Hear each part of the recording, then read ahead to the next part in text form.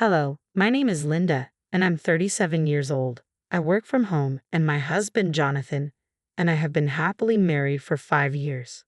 Although we don't have children yet, our dual income household allows us to savor life's little pleasures like traveling and dining out.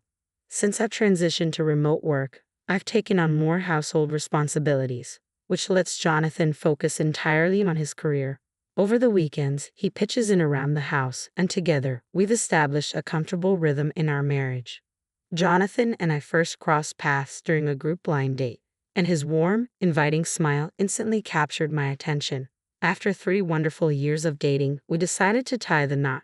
Jonathan has been my unwavering support, always lifting my spirits with his charming smile. Despite our happiness, our marriage faces challenges, particularly from my in-laws.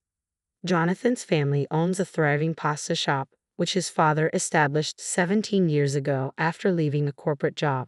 The business has flourished, expanding to several branches across the city. When I first met Jonathan's parents, they were dressed in flashy designer clothes, seemingly more focused on making an impression than showcasing their personal style. Our initial encounter was when Jonathan and I visited to announce our engagement, and from the outset, I sensed their disdain. They made it clear that any daughter-in-law would suffice as long as she could handle household duties and avoid causing trouble. They even bluntly suggested I might not be fortunate enough, which was quite hurtful. Jonathan immediately defended me, prompting a slight improvement in their demeanor. It was evident they were straightforward, perhaps a trait common among those in the culinary business, especially pasta shop owners. Fortunately, Jonathan consistently offers support, reassuring me and standing by my side. Despite the security we share in our relationship and knowing we can rely on each other, interactions with his parents can sometimes strain our happiness. However, I've made a conscious choice not to let their opinions weigh heavily on me, especially since Jonathan has repeatedly apologized for their rude behavior. He has reassured me that our dealings with them can be limited to major family gatherings. I've come to learn that Jonathan has had a long-standing strained relationship with his parents. His father, a stubborn man who struggled in traditional employment, grew arrogant after the success of the pasta shop. He often interfered with Jonathan's career decisions, demanding respect as the family's financial provider. Jonathan's discomfort with his parents led him to move out when he started college. Although he is grateful that the profits from the pasta shop helped fund his education and allowed him to secure a prestigious job, he prefers to keep his interactions with them minimal. Since our marriage, I've had very few encounters with my in-laws, which has been somewhat easy since we don't yet have children, allowing us to sidestep frequent family gatherings. We've been content in our married life, but recently my in-laws' business has faced financial difficulties. In the past, a pasta shop could thrive on good food alone, even with a gruff owner, but times have changed. Online reviews and social media now play a crucial role in shaping a business's reputation. Their shop has received numerous negative reviews with complaints about the owner's curt demeanor and untidy service from the waitstaff becoming common. It seems their initial success led to complacency, and this has now cost them dearly in terms of customer satisfaction and business viability. Once popular dishes are now unfavorably compared to instant ramen, and negative reviews are multiplying, severely damaging their reputation. Unwilling to adapt to changing times, my in-laws' business is facing a steep downturn. They clung to outdated methods and attitudes, which ultimately led to the closure of their shops, including their flagship location. Acknowledging the severity of their situation, they uncharacteristically reached out for help from their son, my husband Jonathan. In a desperate plea, they said, "Jonathan, please help us. At this rate, we'll end up on the streets." Jonathan had foreseen this predicament and responded with a blend of frustration and wisdom. "It didn't work out, did it? I warned you that arrogance would have consequences. You need to understand that customers are paramount, and if you treat them carelessly, it will come back to haunt you. You dismissed my advice as naive before, but this mess is of your own making. You need to reflect on your actions." His stern words shocked me. They were unlike the kind-hearted Jonathan I knew. Yet beneath that firmness was a deep love and concern for his parents, a quality that only made me fall for him even more. Despite their pleas, Jonathan firmly insisted that relying on us wouldn't solve the core issue: their attitude and approach to business. Defeated by his blunt refusal, they left, only to return a month later looking dejected and stripped of their luxury possessions. Even after selling everything, the debt is overwhelming. Please, Jonathan. We don't have anyone else to turn to, they begged, their pride swallowed by desperation. As my husband stood there, arms crossed, contemplating what to do next, I felt a whirlwind of emotions. While I had never been particularly fond of my in-laws, seeing them so humbled stirred a complex mix of pity and reluctance in me. Their plight highlighted the complexities of family ties and responsibilities, challenging us to navigate the fine line between support and enabling poor decisions. Witnessing their dire circumstances compelled me to suggest, Jonathan, what if we sent them a monthly allowance? My proposal caught both my husband and his parents off guard. They stared at me in disbelief. Linda, are you sure? Jonathan asked, his voice laced with astonishment. Yes, I affirmed. You've always wanted to repay them for supporting you through college, right? Jonathan hesitated but eventually nodded, recalling his past intentions. Well, I might have mentioned something like that. His parents seized the moment, pleading once more with their heads bowed. Jonathan, please. We're working hard to pay off our debts. Can you at least help with our living expenses? After a brief moment of contemplation, Jonathan agreed. Initially, he decided to transfer $3,000 monthly to them. However, sensing the urgency to help them stabilize and rebuild their lives, I suggested we consider adjusting that amount. Maybe we should increase it to $4,000 a month, Jonathan. He was hesitant at first, insisting that $3,000 was sufficient, but I pushed back, explaining that my career had blossomed beyond my regular job. Over the years, I had become quite adept at investing in stocks and real estate. I had accumulated significant wealth, enough to purchase luxury apartments and generate a substantial income from these rentals. Unbeknownst to my in-laws, my annual earnings had reached approximately $580,000, granting me considerable financial flexibility. I chose to keep these details private, especially from them, as I funneled a bit more money through Jonathan to support them. This was as much for his peace of mind as it was for their financial aid. During one of their visits, Jonathan's parents expressed their heartfelt gratitude. Thank you so much, Jonathan. Thanks to you, our lives are slowly stabilizing, they said, and witnessing their genuine appreciation and seeing them begin to turn their lives around was deeply satisfying. It underscored the impact of generosity and the importance of family support, even in the most challenging times. Jonathan's parents' gratitude initially made him visibly happy, and we both hoped it would motivate them to find jobs and start repaying their debts. However, a month passed and they still hadn't secured any employment. Soon, a more pressing issue arose. They began visiting our house frequently during the weekdays. Our food expenses are mounting, Linda. Could you possibly spare us something to eat? They would ask, starting to arrive around lunchtime. Initially, they would eat and leave.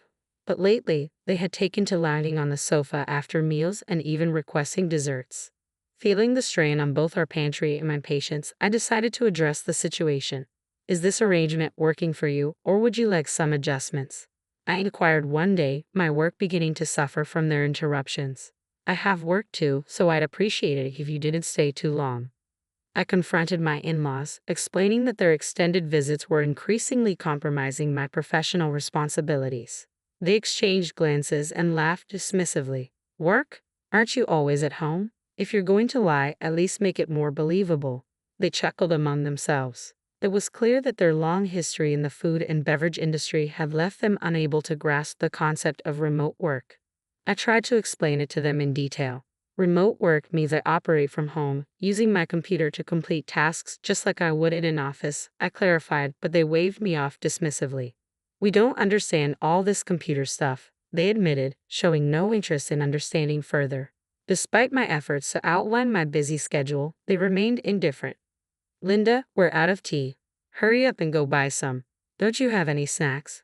Prepare some rice crackers or something, they demanded, as if my time was entirely free. Their criticism quickly turned personal and harsh. Such a useless daughter-in-law. For a housewife, you're inconsiderate, they accused, oblivious to the impact of their words or the promises they made to find work and repay their debts. This situation highlighted the growing tension and a stark misunderstanding of boundaries and professional commitments within our family dynamics. Despite their assurances that they were earnestly searching for jobs, my in-laws continued to encroach on our home during the day, always ensuring they left before Jonathan returned from work. Perhaps they felt a twinge of guilt about relying on his financial support or wanted to avoid awkward questions about their job search progress. As I reached my breaking point, I finally asked, "Is this situation manageable or do you need any changes?" Even though I was contributing a significant amount of the money we were giving them, I couldn't understand why I deserved to be treated with such disrespect. One day, driven to the edge, I firmly told them, "Please leave now." They were shocked, clearly not expecting such a direct challenge from me. But their surprise quickly turned to anger, their faces flushing with indignation. "Who do you think you are, a mere wife giving orders to your husband's parents?" They snapped. "You're just a housewife dependent on Jonathan's income. How many times do we have to tell you we're not interested in your delusional stories about working?" They continued, their voices rising. I stood my ground, frustration and disbelief welling up inside me. "I'm not just a housewife. Enough with your outdated views," I retorted. With malice in their eyes, they shot back with a hurtful suggestion. "You should just leave this place." "What?" I exclaimed, shocked by their audacity. "That's right, it's because of you that Jonathan's remittance to us is so small. You know we're sending you $3,500 a month, right? What do you mean it's not enough?" They argued, clearly missing the point about financial responsibility. Their words left me speechless. It was evident they were the kind of people who would never see any amount of help as sufficient. Their sense of entitlement had blinded them to the reality of our efforts and the strain their demands were placing on our lives. As I stood there, stunned by their accusations, my in-laws glared at me with chilling disdain. "Hey, how long are you planning to stand there daydreaming? Pack your bags already. Don't you understand what we're telling you? You really are dense, aren't you? We're telling you to stop leeching off our son for money. Get lost, you parasite of a wife." They sneered venomously. Their words cut deep, and I realized that any further conversation would be futile. Resigned, I replied with unexpected calmness, "Understood. I'll pack my things and leave." To my surprise, my declaration seemed to stun them momentarily. They then smiled smugly, convinced they had won. "Now our lives will finally be secure," they chuckled among themselves. If it was just the three of us, Jonathan and us, everything would have gone smoothly from the start. Ignoring their hurtful remarks, I began to pack my belongings, silently resolving to disappear as quickly as possible while watching them leave with looks of satisfaction. That night, when Jonathan came home, I explained everything that had transpired. He was more stunned than angry. "Linda, I'm truly sorry," he apologized sincerely. "It's okay. Now I realize they'll never change. It's good to know there's no point in trying anymore." I consoled him. Together, we decided to move out. A couple of weeks later, the in-laws called to check on the situation. "So, what's the situation now? Have you left the house?" I've been trying to contact Jonathan about the remittances, but he seems too busy to answer the phone, they inquired, barely concealing their eagerness. "We've already left, so you can rest easy. You won't see me in front of you anymore," I replied coolly. I could hear the glee in their voices as they responded. "Ah, I see. Finally, our son can get rid of the burden that was you." Their laughter struck me like a jolt, and in that moment, I realized how liberating it was to be free from their manipulative grip. I felt a newfound confidence in the strength and resilience of our small family unit, ready to embark on a fresh start without the weight of their expectations and judgments. With the promise of increased remittances from Jonathan, my in-laws were visibly pleased, chuckling about how their lives would now be easier as they continued to ridicule and celebrate over the phone. A sigh escaped me, and I responded with sharp clarity. "You had a lot to say about me, didn't you? It might be enlightening for you to realize who the real parasite is." Their tone shifted instantly to anger. "With that attitude, you truly are a hopeless daughter-in-law. You're probably not even our daughter-in-law anymore. You might as well live a poor and lonely life." They snapped back. Their delusions were so profound that I saw no point in correcting them. I offered some vague replies and ended the call. Shortly after, the phone rang again. "Do you need something else?" I asked as soon as I picked up. My in-laws now sounded panicked, bombarding me with questions. "What the hell is going on? When we went to the apartment where Jonathan lives, someone else was living there. You know something, don't you? Even if you two broke up, tell me where Jonathan is," they demanded. Jonathan, who had been listening in, took the phone from me. "I've always been with Linda," he stated firmly. "Why are you with that woman? And why have the remittances to us stopped?" They continued to interrogate. Maybe it's because you insulted and tried to drive away my precious wife. I won't forgive anyone who hurts her, even if it's my parents, Jonathan replied, his voice steady and resolute. Besides, you never listened when Linda tried to explain her job and her contributions. Did you even realize that Linda was sending you more money than I was? Is that true, Linda? Were you sending them $3,500 every month because you wanted them to pay off their debts quickly? Jonathan asked, turning to me. Yes, I confirmed. I wanted to help speed up their debt repayment, yet all they did was insult me, calling me useless. I won't be sending anything to such ungrateful parents, Jonathan declared, ending the call. With that, we both felt a chapter close, a chapter filled with unappreciated sacrifices and undue criticism. It was a painful but necessary step toward protecting our peace and prioritizing our well-being as a couple. Jonathan declared firmly, I'm cutting ties with you as a family now. Deal with your debt on your own. In a moment of desperation, my in-laws pleaded, wait, I had no idea Linda was contributing so much. Can you forgive us? If we apologize, maybe then you can send money again. It's too late, just give it up, Jonathan replied, his voice resolute as he ended the call and blocked my in-laws' number, ensuring that our paths would no longer cross. From what we later heard through relatives, my in-laws were forced to sell their house but still couldn't clear their debts. They now live in a rundown apartment, working low-wage jobs to scrape by. When they were prosperous with their restaurant, they reportedly treated their relatives with arrogance. Once their fortunes turned, they sought help from those same relatives who chose not to assist them, leaving them isolated and struggling in poverty. Jonathan and I had extended as much support as we could manage. We couldn't cover for them endlessly. It was a consequence of their actions. I doubted they would change their ways or attitudes, and it seemed they were resigned to live with the results of their choices.